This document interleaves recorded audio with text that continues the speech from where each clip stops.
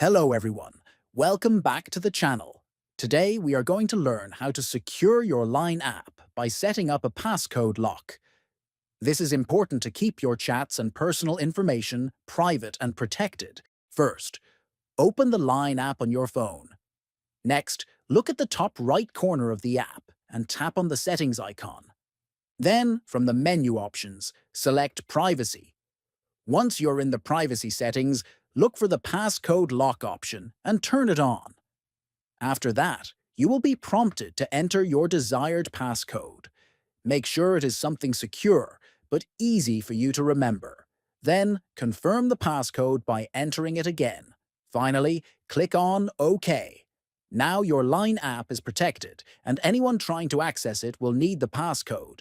Remember, you can change or disable the passcode anytime from the privacy settings if needed.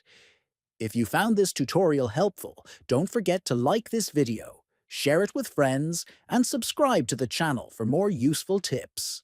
Thanks for watching.